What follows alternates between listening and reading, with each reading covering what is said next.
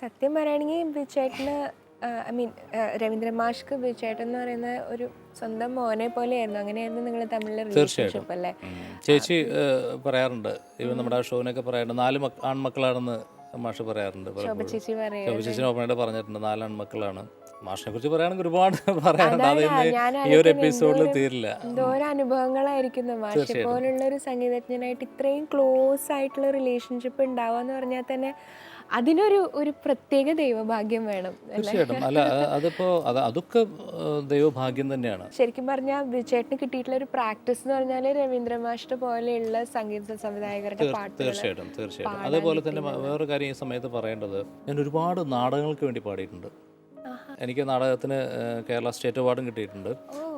നാടകത്തിൽ മ്യൂസിക് ഡയറക്ടേഴ്സിൽ ഒരുപാട് എസ്റ്റാബ്ലിഷ്ഡ്, എന്താ പറയുക, വളരെ രവീന്ദ്ര മാഷിനെ പോലത്തെ ആ ഫീൽഡിൽ മ്യൂസിക് ഡയറക്ടേഴ്സാണ് കുമരകൻ രാജപ്പൻ ചേട്ടൻ, ബാലൻ മാഷ്, കലൂർ ബാലൻ മാഷ്, വൈപ്പിൻ സുരേന്ദ്രൻ മാഷ്, ഫ്രാൻസിസ് വലപ്പാട് മാഷ്, സെബി, അങ്ങനെ ഒരുപാട് പേര്. സെബി നാരായണത്തിൻ്റെ പാട്ടിനാണ് എനിക്ക് സ്റ്റേറ്റ് അവാർഡ് കിട്ടിയിട്ടുള്ളത്. അപ്പോൾ ഇവരുടെ എല്ലാം പാട്ടുകൾ പാടിയിട്ടുള്ളത് ശരിക്കും ഒരു സിംഗർ എന്ന രീതിയിൽ നമുക്കൊരു എക്സ്പീരിയൻസ് ആണ്. കാരണം വെച്ചാൽ ഇത് റീ റെക്കോർഡിങ്ങും പാട്ടൊക്കെ ചിലപ്പോൾ ഒരു ദിവസം 2 ദിവസം കൊണ്ട് തീർക്കണം.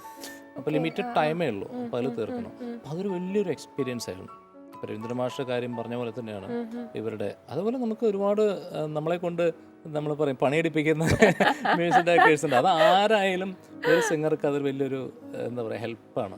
ചേട്ടനായിട്ട് ഒരുപാട് സ്റ്റേജ് ഷോസിൽ പങ്കെടുത്തിട്ടുള്ള ആളാണ് ഞാൻ. അപ്പം പലപ്പോഴും ചേട്ടൻ രവീന്ദ്ര മാഷിന്റെ പാട്ടുകൾ ഇങ്ങനെ പുല്ലുപോലെ നിന്ന് പാടുന്ന ഞാൻ സാക്ഷിയായിട്ടുള്ളതാണ്. പ്രമദവനം, ഗംഗ. അപ്പം അതുകൊണ്ട് തന്നെ ഇപ്പം മാഷിന്റെ പാട്ടുകൾ ഇത്രയും സ്റ്റേജിലും പാടിയിട്ടുള്ള ഒരാളാവുമ്പോൾ മാഷിക്ക് വേണ്ടി മാഷിന്റെ നല്ലൊരു പാട്ട് ചേട്ടനിപ്പോൾ പാടാൻ തോന്നുന്നൊരു പാട്ട് ഞങ്ങൾക്ക് വേണ്ടി. മാഷിന്റെ നല്ലൊരു പാട്ടെന്ന് പറയുമ്പോൾ ഏറ്റവും ടഫ്, എല്ലാം നല്ല പാട്ടാണ്. ഏതെടുക്കുന്നുള്ളതല്ലേ ചേട്ടന് ഇഷ്ടമുള്ള ഒരു പാട്ട്?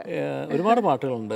ഇപ്പോൾ ഗംഗയും അല്ലെങ്കിൽ പ്രമദവനവും ഹരിമുള്ളിരവും നമുക്ക് പെട്ടെന്ന് ഇപ്പോൾ ഇങ്ങനെ ഒരു അവസ്ഥയിൽ പാടാൻ പറ്റുന്നില്ല. പക്ഷെ എനിക്ക് തോന്നുന്നു ഈ ഒരു ഓർക്കസ്ട്രയുടെ ഒരു മൂഡ് വെച്ചിട്ട് എനിക്ക് പെട്ടെന്ന് മനസ്സിൽ വരുന്നൊരു പാട്ട് അമരത്തിലെ വികാര നൗകയുമായി എന്നുള്ള പാട്ടാണ്. വളരെ ആപ്റ്റായിട്ടുള്ള സോങ് ആണെന്ന് തോന്നുന്നു. അത് പാടാം.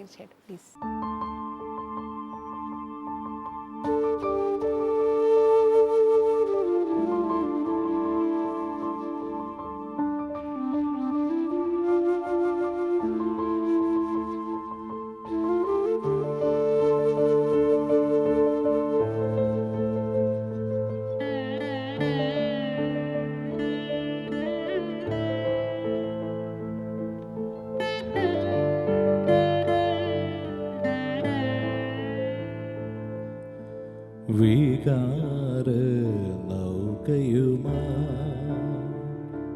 തിരമാലകളാടിയുലഞ്ഞു കണ്ണീരുപ്പു കലർന്നൊരു മണലിൽ വേളിപ്പുടവ വിരിഞ്ഞു രാക്കിളി പൊന്മകളെ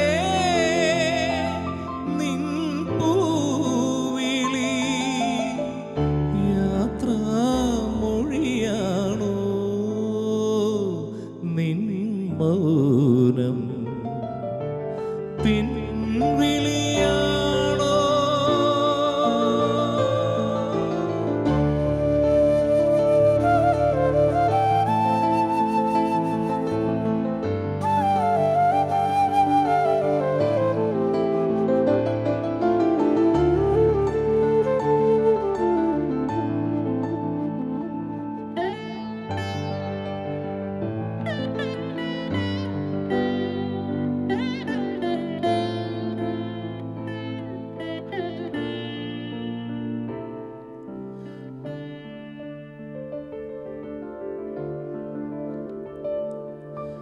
വെണ്ണുര വന്നു തലോടുമ്പോൾ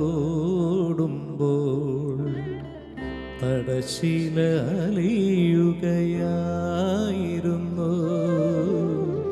വെണ്ണുര വന്നു തലോടുമ്പോൾ തടശില അലിയുകയായിരുന്നു.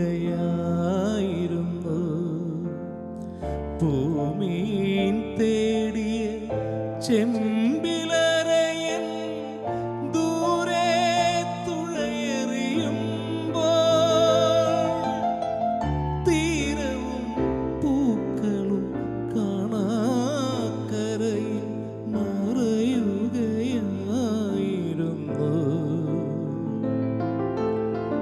രാക്കിളി പൊൻ